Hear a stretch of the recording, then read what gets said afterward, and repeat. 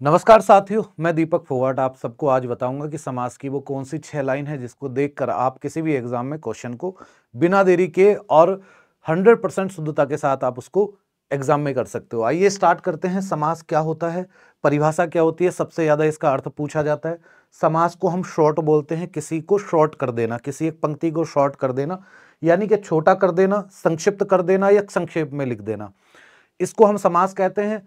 पद प्लस पद या शब्द प्लस शब्द, पद शब्द को ही हम कहते हैं जब हम इन दोनों का परस्पर मेल कराते हैं, या फिर दो या दो से अधिक पदों का जब हम परस्पर मेल कराते हैं उसे हम समास कहते हैं। ये इसकी परिभाषा है। और संक्षिप्त या संक्षेप लिखना इसका शाब्दिक अर्थ होता है। इसके आगे हम चलते हैं तो इसमें आपको मिलेंगे कि समास के भेद कितने होते हैं। तो समास के 6 भेद होते हैं। सबसे पहले अव्ययभाव समास, तत्पुरुष समास, कर्मधारय समास, द्विगु समास, द्वंद्व समास और बहुब्रीहि समास। ये 6 समास के भेद होते हैं। इन 6 को ही हमें पढ़ना है। और ट्रिक क्या हो सकती है इनकी? अव्ययभाव समास की 3 पहचान रहने वाली है। कौन कौन सी? अगर आपको लगता है कि कोई पूर्व पद उपसर्ग हो और उत्तर यानी कि बाद का पद जो है वो मूल शब्द हो, जैसे अत्यधिक लिखा हुआ है तो इसमें अति जो है वो उपसर्ग है और अधिक जो है वो मूल शब्द है। तो उपसर्ग किसी भी शब्द में अगर आपको आ रहा है तो अव्ययभाव समास का उदाहरण आपका बनेगा। या फिर अगर किसी शब्द का प्रथम पद संख्यावाची हो और उत्तर पद यानी कि बाद वाला पद एक नदी का नाम हो, जैसे पंचगंगा शब्द आता है हिंदी में, और संस्कृत में जब इसको पूछता है यानी कि संस्कृत के शब्द भी हिंदी में देता है तब हम इसको कहते हैं पंचगंगम। तो अगर पंच और गंगा यानी कि संख्यावाची और नदी का नाम दे रहा है तो आप उसको कह सकते हो कि ये भी अव्ययभाव समास का उदाहरण होगा। इसके आगे अगर दोनों पद एक जैसे दिखाई देते हैं तो भी अव्ययभाव समास का उदाहरण है, लेकिन दोनों एक दूसरे के विलोम नहीं होने चाहिए। जैसे दिनों दिन शब्द, हाथों हाथ, रातों रात, ये शब्द जो है ये अव्ययभाव समास के उदाहरण है, लेकिन इसी के मिलते जुलते शब्द चराचर, चलाचल इत्यादि द्वंद्व समास के उदाहरण होते हैं, क्योंकि इसमें दीर्घ संधि नहीं है और उन दोनों शब्दों में दीर्घ संधि होती है। इसके आगे चलते हैं तो तत्पुरुष समास में कारक की होती हैं कुल 8 विभक्तियां। 8 में से आपको कर्ता कारक और संबोधन कारक को छोड़ देना है। बीच की जो 6 विभक्ति होंगी उनका प्रयोग किया जाता है। जैसे कर्म कारक की विभक्ति को करण कारक की विभक्ति से या के द्वारा जो साधन के तौर पर प्रयोग होती है। संप्रदान की विभक्ति को और के लिए होती है। अगर को दिया गया है उसमें संप्रदान कारक दे रहा है तो को हटा के आप के लगा के देखिए, अगर अर्थ ठीक निकलता है तो ये कर्म कारक नहीं संप्रदान कारक होगा। अपदान की विभक्ति से होती है जो अलगाव अलग होने पर प्रयोग होती है। संबंध कारक की विभक्ति का की के होती है और अधिकरण कारक की विभक्ति में पर अगर प्रयोग हो रही है तो आप इजिली कह सकते हो तत्पुरुष समास होगा।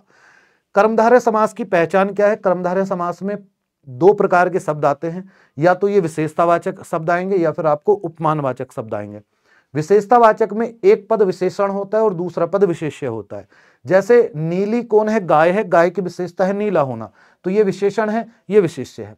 उपमानवाचक में एक पद दूसरे पद की तुलना करता है। जैसे चरण उपमेय है और कमल उपमान है, यानी कि एक पद दूसरे पद की तुलना कर रहा है, एक पद से दूसरे पद की तुलना की जा रही है। तो 2 प्रकार के शब्द आते हैं कर्मधारय समास में। इसके आगे चले तो द्विगु समास की एक खास पहचान ये है कि जिसमें पूर्व पद संख्यावाची हो, जैसे चौ मतलब 4, और उत्तर पद संज्ञा हो। राह जो है वो आपका संज्ञा है, राह हम बोलते हैं रास्ते को, और इसका अर्थ कहां तक रुक जाना चाहिए? एक समूह तक रुक जाना चाहिए। अगर समूह से आगे अर्थ जाता है तो वो फिर संख्यावाची प्लस संज्ञा होने के बावजूद भी आपका बहुब्रीहि समास में चला जाता है। ठीक है, तो ध्यान रखना कि समूह तक अर्थ रुक जाना चाहिए। जैसे चौराहा, तिराहा, तिरंगा, ठीक है, नवरात्र, ये सब जो है एक समूह तक रुक रहे हैं और प्रथम पद संख्यावाची और उत्तर पद क्या है? इसमें संज्ञा है। आगे चलते हैं तो द्वंद्व समास की पहचान यह है कि पूर्व पद भी प्रधान होता है और उत्तर पद भी प्रधान होता है, यानी कि दोनों पद प्रधान होते हैं। जब गांव में 2 प्रधान हो जाएंगे तो दोनों में हो जाएगी लड़ाई। लड़ाई हम बोलते हैं द्वंद्व को। तो द्वंद्व लड़ाई यानी कि विपरीत लोगों में होती है, अपोजिट लोगों में, तो दोनों पद एक दूसरे के विलोम होने चाहिए। जैसे रात दिन, दिन रात, ये शब्द आ जाए तो आपका द्वंद्व समास। माता पिता, भाई बहन, पति पत्नी, जेंडर के अकॉर्डिंग विलोम होते हैं। शीत उष्ण, शीत माने सर्दी, उष्ण माने गर्मी, अगर ऐसे शब्द आ जाता है। अच्छा, जरूरी नहीं है कि इसमें जो शब्द आए आपको बीच में डैश लगा हुआ मिलेगा या और लिखा हुआ मिलेगा। आपको रात दिन ऐसे भी लिखा हुआ आ सकता है कि अगर मैं बीच में से अगर इसमें से हटा दूं, ये प्लस को हटा दूं, तो रात दिन को मैं इस तरह से भी लिख सकता हूं।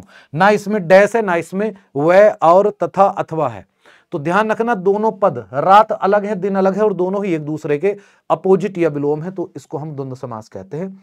अब बात करते हैं बहुब्रीहि समास की। बहुब्रीहि समास में आप देख रहे होंगे कि पूर्व पद भी अप्रधान होता है, यानी कि प्रधान नहीं होता, और उत्तर पद भी अप्रधान होता है, उत्तर पद भी इसमें क्या होता है, अप्रधान होता है।